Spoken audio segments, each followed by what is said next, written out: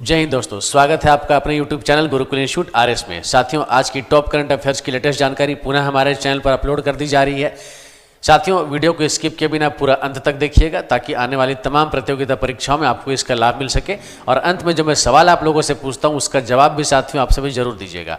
तो चलिए देखते हैं, देर न करते हुए आज की पहली जानकारी कौन सी है हमारे पास। आज की जो पहली जानकारी है वो है भारत सरकार और एशियाई विकास बैंक को लेकर। जी हाँ, मैं आपको बता दूं कि भारत सरकार और एशियाई विकास बैंक ने क्या किया है साथियों, महाराष्ट्र में तटीय सुरक्षा को मजबूत करने के लिए $42 मिलियन के ऋण समझौते पर हस्ताक्षर किया। जी हाँ, यहाँ पर बात करेंगे हम लोग भारत सरकार और एशियाई विकास बैंक, जिसे कि हम लोग संक्षेप में एडीबी के नाम से जानते हैं। इन दोनों के बीच साथियों महाराष्ट्र राज्य में तटीय सुरक्षा को मजबूत करने के लिए $42 मिलियन के ऋण समझौते पर हस्ताक्षर किया गया है। राशि आप जरूर याद रख लेंगे, राशि कितनी है तो $42 मिलियन। जी हाँ, याद रखेंगे $42 मिलियन की राशि है और इतनी राशि के ऋण समझौते पर हस्ताक्षर जो है वो किया गया है। अब दोस्तों, एशियाई विकास बैंक, जिसे कि हम लोग एडीबी के नाम से जानते हैं, तो एडीबी का फुल फॉर्म क्या होता है? Asian development bank. क्या होता है? Asian development bank. Asian development bank. अब दोस्तों, ये एशियन डेवलपमेंट बैंक का मुख्यालय कहाँ है? तो इसका जो मुख्यालय है दोस्तों ये फिलीपींस में है। कहाँ? फिलीपींस में, मनीला में। याद रखेंगे कहाँ इसका मुख्यालय है? इसका मुख्यालय है फिलीपींस में और शहर का नाम क्या साथियों? मनीला। ठीक है ना। वर्तमान में एडीबी के अध्यक्ष कौन है? तो दोस्तों मैं आपको एडीबी के अध्यक्ष का नाम बता दूं। एडीबी के जो वर्तमान में अध्यक्ष है उनका नाम है मासात्सुगु आसाकोवा। जी हाँ, याद रखेंगे क्या नाम है?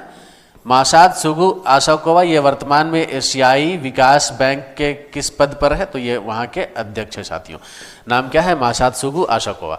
चलिए देर न करते हुए चलते अगली जानकारी की ओर। और आज की अगली जानकारी है, भारतीय सेना ने भविष्य के युद्ध के लिए एआई इंक्यूबेशन सेंटर का अनावरण किया। जी हाँ दोस्तों, अब यहाँ पर भारतीय सेना ने भविष्य के युद्ध के लिए क्या किया है? एआई यानी आर्टिफिशियल इंटेलिजेंस, जिसको हम लोग बोलते हैं, इंक्यूबेशन सेंटर का अनावरण किया है। कहाँ अनावरण किया है दोस्तों? तो बेंगलुरु में किया है। कहाँ किया है? इसका जो अनावरण किया गया वो बेंगलुरु में किया गया। कहाँ किया गया? जरूर शहर का नाम याद रखेंगे, बेंगलुरु। ठीक है ना। और आप लोगों को मैं बता दूं दोस्तों कि इसका उद्देश्य क्या है। तो इसका उद्देश्य है कि एआई के माध्यम से, ठीक है ना, सेना के परिचालन में क्रांतिकारी बदलाव लाना, सेना के परिचालन में कुछ आवश्यक बदलाव लाने के उद्देश्य से जो है वो एआई इंक्यूबेशन सेंटर का जो अनावरण है वो बेंगलोर में किया गया है। तो चलिए देर न करते हुए चलते अगली जानकारी की। और दोस्तों आज की अगली जानकारी है, राम मोहन राव अमारा एसबीआई के नए प्रबंध निदेशक नियुक्त किए गए। जी आप याद रखेंगे, नाम यहाँ पर क्या है इनका? राम मोहन राव अमारा। क्या नाम है? राम मोहन राव अमारा। और क्या बनाए गए हैं? तो एसबीआई के प्रबंध निदेशक बनाए गए। जी हाँ, एसबीआई, जिसे हम लोग स्टेट बैंक ऑफ इंडिया के नाम से जानते हैं, भारत का एक अग्रणी बैंक है। और स्टेट बैंक ऑफ इंडिया के अब नए प्रबंध निदेशक कौन होंगे? तो राम मोहन राव अमारा। दोस्तों ये जो राम मोहन राव अमारा है, इन्होंने किनका स्थान लिया? तो मैं आपको बता दूं कि इन्होंने साथियों स्थान लिया है CS शेट्टी का। जी हाँ, CS शेट्टी का।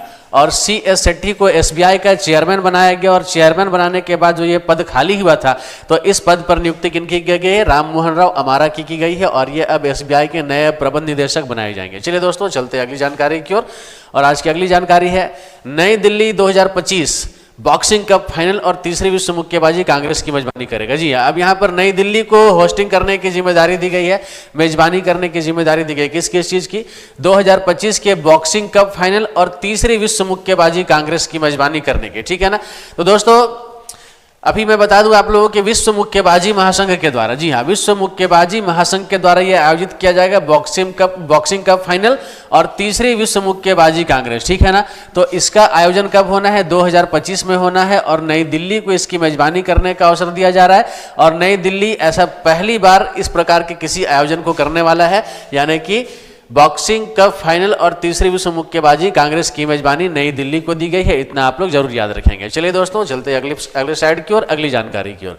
साथियों अगली जो जानकारी है वो है, विदेशों में भारत के लिए सर्वाधिक टेस्ट विकेट बुमराह ने तोड़ा कपिल देव का रिकॉर्ड। जी हाँ, अब विदेशों में भारत के लिए सर्वाधिक टेस्ट विकेट किसके नाम था? तो साथियों ये नाम था पूर्व भारतीय कप्तान, पूर्व भारतीय खिलाड़ी कपिल देव के नाम, ठीक है ना। लेकिन भारत के वर्तमान के तेज गेंदबाज जसप्रीत बुमराह ने पिछले दिनों ऑस्ट्रेलिया के खिलाफ है ना बॉर्डर गावस्कर ट्रॉफी खेलते हुए इस रिकॉर्ड को तोड़ने का काम किया और कपिल देव के रिकॉर्ड को तोड़ते हुए जसप्रीत बुमराह जो है साथियों वो भारत की धरती से बाहर यानी विदेशों में सबसे ज्यादा विकेट लेने वाले कह सकते हैं कि खिलाड़ी वो बन गया है, गेंदबाज बन गया है। चलिए साथियों बढ़ते हैं अगली जानकारी की ओर और आज की अगली जानकारी है भारत 2025 में 12वीं विश्व पैरा एथलेटिक्स चैंपियनशिप की मेजबानी करेगा। साथियों फिर से खेल जगत से जुड़ी हुई खबर और फिर से 2025 में मैं आपको बता दूं कि सितंबर अक्टूबर 2025 में, जी हाँ वर्ष आप याद रखेंगे 2025 महीना कौन सा होगा, सितंबर अक्टूबर, ठीक है ना। तो सितंबर और अक्टूबर 2025 में विश्व पैरा एथलेटिक्स चैंपियनशिप का आयोजन किया जाना है। अब दोस्तों ये आयोजन कहाँ होगा, तो भारत में होगा और भारत में कहाँ होगा, तो नई दिल्ली में होगा, ठीक है ना। नई दिल्ली के जवाहरलाल नेहरू स्टेडियम में साथियों इसका आयोजन किया जाएगा। कहाँ किया जाएगा, नई दिल्ली के जवाहरलाल नेहरू स्टेडियम में इस प्रतियोगिता का आयोजन किया जाएगा और भारत पहली बार, ठीक है ना, विश्व पैरा एथलेटिक्स चैंपियनशिप की मेजबानी करने जा रहा है और नई दिल्ली को साथियों इसकी मेजबानी जो है वो दी गई है। और आपको बता दूं कि ये जो विश्व पैरा एथलेटिक्स चैंपियनशिप है इसका आयोजन कहां होगा, तो इसका आयोजन नई दिल्ली के जवाहरलाल नेहरू स्टेडियम में किया जाएगा। चलिए चलते हैं अगली जानकारी की ओर। साथियों अगली जानकारी प्रश्न के रूप में कुछ नए प्रश्न हो सकते हैं, कुछ चर्चा किए हुए में से प्रश्न आ सकते हैं। तो यहां पर देखते हैं साथियों कि अभी कौन सा प्रश्न है आप लोगों के लिए, ठीक है ना।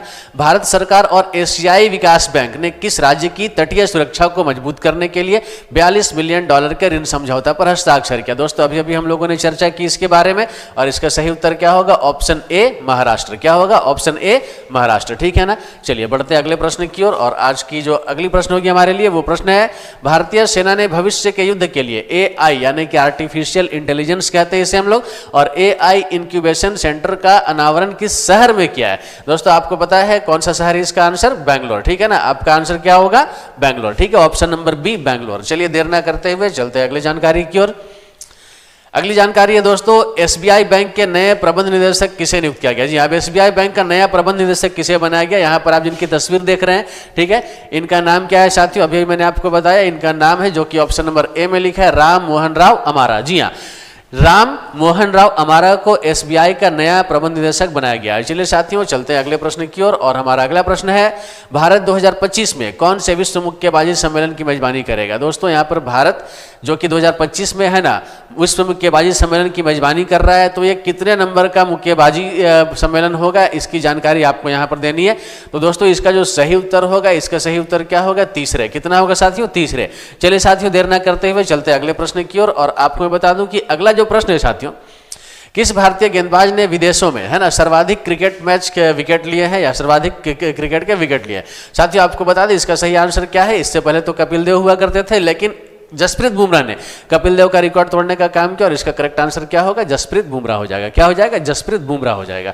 चलिए देर ना करते हुए चलते दोस्तों अगले प्रश्न की ओर और अगला प्रश्न है भारत 2025 में कौन से विश्व पैरा एथलेटिक्स चैंपियनशिप की मेजबानी करेगा। जी हाँ अब भारत में विश्व पैरा एथलेटिक्स चैंपियनशिप का आयोजन होना है, तो ये कौन से नंबर का विश्व पैरा एथलेटिक्स चैंपियनशिप है।